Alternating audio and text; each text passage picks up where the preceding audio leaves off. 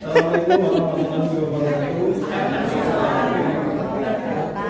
Di sini loh. Saya Bapak Edukator, Bapak Dr. Amiruddin, SPD NT, Bapak Suminta, SPD MM. Yang saya hormati Bapak Ibu Kepala Sekolah di Kabupaten Bojonegoro yang sangat luar biasa, yang sangat menginspirasi bagi saya. Saya sekarang akan memaparkan kegiatan on job training, kegiatan tahun kemarin di sekolah saya. Saya mengambil program pemanfaatan teknologi digital dalam mendukung implementasi pembelajaran mendalam di SDN Geger, Kecamatan Kedunghagen. Disusun oleh saya sendiri, Angga Diri Setiawan, beserta tim yang ada di sekolah.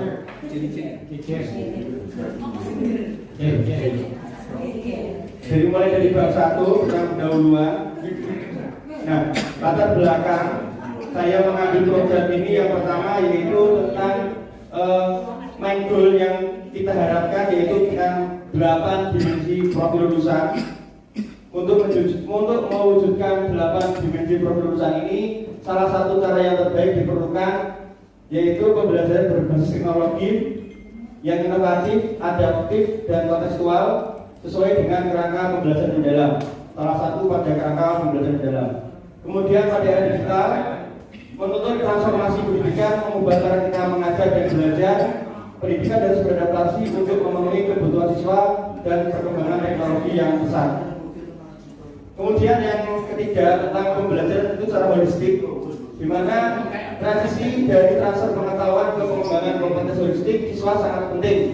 Pembelajaran mencakup pemahaman konseptual, kolaborasi dan kreativitas, serta meningkatkan pengalaman belajar secara keseluruhan. Latar belakang saya yang kedua itu hasil dari identifikasi kebutuhan program 5 komponen yang mendukung implementasi pembelajaran mendalam yang telah kita susun kemarin menggunakan sistem strength, opportunity, aspiration, sama result. Nah, pada saat ini saya kasih peluang yang ada, di mana visi misi dan tujuan sekolah kami dirumuskan dengan partisipasi semua pihak sehingga menjadi harapan dan sumber inspirasi semua warga sekolah untuk kepemimpinan yang meningkatkan kompetensi pendidik dan menghasilkan lulusan yang berprestasi. Yang ketiga, berkolaborasi, budaya kolaboratif dalam upaya perbaikan pembelajaran yang bermutu sehingga mewujudkan sekolah berprestasi. Kemudian untuk selanjutnya tentang peluangnya yaitu pembelajaran dengan prinsip pengalaman belajar dari kerangka pembelajaran pada keterampilan 21 ini dengan memanfaatkan digitalisasi yang tersedia di sekolah. Jadi peluang ini yang kami baca. Kemudian melaksanakan proses penilaian dengan menunjang prinsip penilaian yang otentik, sahih untuk memetakan potensi murid secara nyata. Dari peluang-peluang yang ada, kekuatan yang ada, dan hasilnya ide yang kami ambil yaitu pemanfaatan teknologi dalam mendukung implementasi pembelajaran mendalam. Jadi program ini yang melatar belakangi mengapa saya mengambil program tentang pemanfaatan teknologi.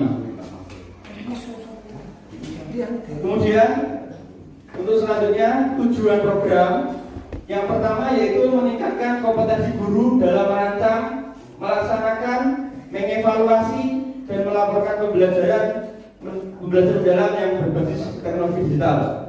Kemudian mengintegrasikan platform digital edukatif, ini hanya opsional, bisa Canva, bisa Wordwall, Kahoot, Quizzes, Edukeni dan yang lain ke dalam perencanaan dan praktek pembelajaran di kelas. Yang selanjutnya yaitu mendorong tercapainya 8 dimensi profil lulusan melalui pemanfaatan teknologi kreatif, kolaboratif dan adaptif. Yang keempat, membuka budaya literasi digital di kalangan guru dan peserta didik. Dan yang terakhir, membangun komunitas belajar guru digital yang berfungsi sebagai wadah praktek baik dan pengembangan berkelanjutan. Kemudian hasil yang ingin kami harapkan, yang pertama yaitu tentang partisipasi, di mana 100% guru berpartisipasi aktif dalam kegiatan workshop pemanfaatan digital. Yang kedua, perencanaan, yaitu 80% guru mampu mendesain media ajar digital yang sesuai dengan karakter peserta didik dan capaian pembelajaran. Yang ketiga, 80% guru mampu melaksanakan pembelajaran mendalam berbasis teknologi di kelas.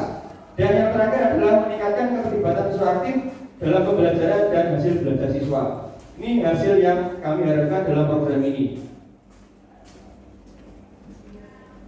Pembagian bab 2 tentang laporan kegiatan, kita menggunakan inquiry kolaboratif melalui identifikasi, perencanaan, pelaksanaan, sampai dalam pengukuran, refleksi, dan perubahan. Untuk tahap identifikasi, yang pertama, saya mengidentifikasi, yaitu program ini mencapai 100% partisipasi guru aktif, menunjukkan komitmen dan antusiasme mereka dalam ikut workshop. Nah, ini terlihat pada perencanaan ini kami harapkan semua guru terlibat aktif dan tidak ada yang pasif dalam kegiatan ini. Yang kedua, kami menganalisis dokumen kurikulum sekolah. Berdasarkan analisis kami terhadap KSP diri SD negeri kami, pembelajaran mendalam peran akomodasi dengan baik ditunjukkan adanya komitmen berkelanjutan terhadap digitalisasi pembelajaran, baik dalam perencanaan, pelaksanaan maupun asesmen. Namun integrasi teknologi masih perlu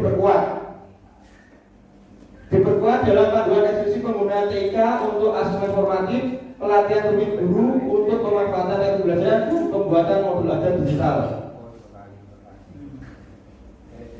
Kemudian kami menganalisis rapor pendidikan. Di dalam rapor pendidikan ini kami analisis bahwa pada paskor tahun 2025 pada kategori baik seluruhnya, tetapi di bagian E2 dan E3 tentang pemanfaatan TIK itu nilainya sedang, dan proporsi pemanfaatan sumber daya sekolah itu juga sedang. Secara umum, rapor pendidikan tahun 2025 menunjukkan peningkatan mutu yang signifikan dalam hampir semua aspek, namun pemanfaatan teknologi dalam pembelajaran masih perlu ditingkatkan. Jadi kita ini di bagian TIK sangat kita butuhkan untuk ditingkatkan kembali sesuai hasil analisis rapor pendidikan. Untuk tahap berikutnya, tahap akses lagi, kami melakukan observasi, wawancara, dan pretest. Melakukan observasi di beberapa kelas untuk melihat praktek pembelajaran yang telah berjalan, mengamati interaksi guru dengan murid. Hasil observasi menunjukkan sebagian guru telah menggunakan sistem PowerPoint, namun belum memanfaatkan platform digital yang interaktif. Kemudian wawancara kepada guru untuk memahami mindset tentang yang mereka hadapi sehari-hari dan pemahaman mereka tentang kompetensi murid.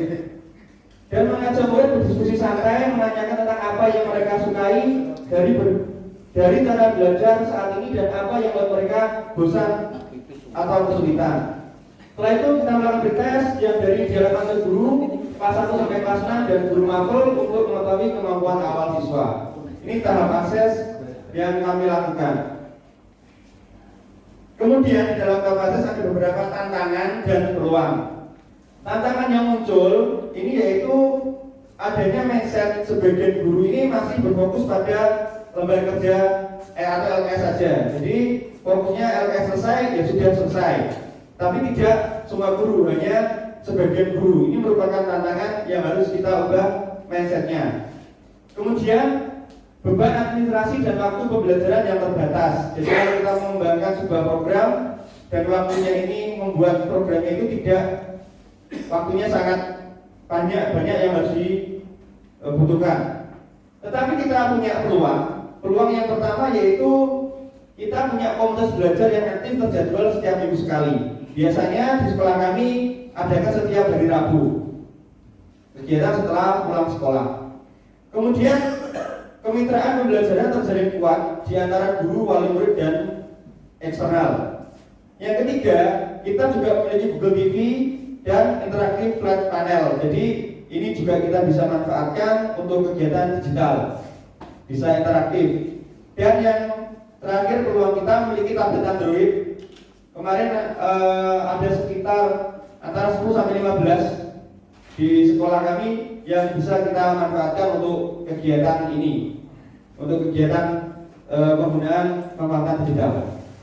Kemudian untuk desain, setelah akses kita melakukan desain, kita tim berkolaborasi mulai bertanya dan berdiskusi mengenai strategi dan pendekatan pembelajaran yang paling relevan untuk menjawab fokus inquiry yang sudah ditentukan agar terpenuhnya kebutuhan dan potensi murid. Berdasarkan hasil akses di atas akan dikembangkan program yaitu pemanfaatan teknologi digital dalam mendukung implementasi pembelajaran mendalam.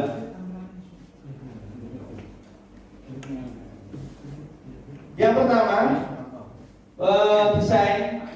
Kita menyamakan persepsi dulu. Kepala sekolah dan guru menyamakan persepsi tentang apa itu pembelajaran mendalam dan bagaimana memanfaatkan teknologi untuk mendukungnya.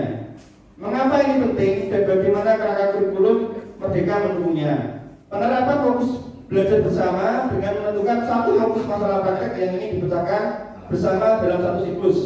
Contoh, bagaimana menyusun perencanaan pemanfaatan diri digital dalam mendukung implementasi pembelajaran mendalam. Kemudian kita yang kedua yaitu fase kolaborasi dan refleksi, di mana anggota komunitas bertemu untuk merancang satu perencanaan pembelajaran mendalam secara detail untuk menjawab fokus masalah yang telah ditetapkan, berdiskusi tentang tujuan, aktivitas, praktek pedagogis, pemanfaatan lingkungan, kemitraan dalam pembelajaran serta pemanfaatan teknologi, pengalaman belajar murid dan asesmen. Nah, ini salah satu contoh yang dikirim ke guru saya, RPP-nya, kemudian saya cek sudah ada beberapa kelengkapan di kerangka pembelajaran yang telah disusun dari praktek pedagogis, lingkungan belajar maupun pemanfaatan digitalnya. Kemudian setelah desain, implement. Kita mengimplementasikan yang pertama yaitu kita melakukan implementasi dan observasi. Implementasi, kita melakukan implementasi di dalam kelas, guru memanfaatkan platform yang ada, kemudian kita observasi. Yang kedua kita refleksi bersama-sama. Setelah pasca observasi, guru yang sebagai observer sambil merefleksi. Kemudian yang ketiga kita melakukan perbaikan dan saling berbagi. Setelah melakukan implementasi, kita melakukan mission, di mana terdapat partisipasi guru aktif, 100% guru mengikuti workshop dengan aktif. Yang kedua yaitu tentang hasil telah RPP. Didapat bahwa hasil telah RPP hampir guru lengkap untuk membuat RPP dengan instrumen yang telah kami siapkan.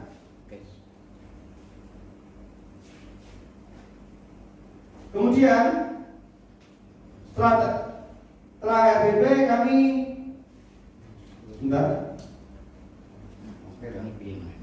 ini hasil pengamatan. Jadi ada beberapa guru hasil pengamatan menunjukkan nilainya di atas 80 semua dengan kategori baik, walaupun ada yang masih di bawah, ada yang 90 maupun 88 begitu, 86 tuh. Itu pengamatan apa? Itu pengamatan di dalam kelas, Pak. Nah, setelah yang sebelumnya itu telah RPP-nya, kemudian ini observasi di dalam kelas, ya. Kemudian kami refleksi dengan Forpi kemarin, peristiwa tentang apa yang dirasakan guru pada workshop ini, bagaimana perasaan guru, terus bagaimana pembelajaran dan bagaimana penerapan ke depan. Yang terakhir adalah change, di mana kegiatan ini harus berkelanjutan, harus terintegrasi dalam dokumen sekolah, penguatan kompetensi guru, pengembangan ekosistem digital, kemitraan, kolaborasi dan pemantauan dan evaluasi berkelanjutan.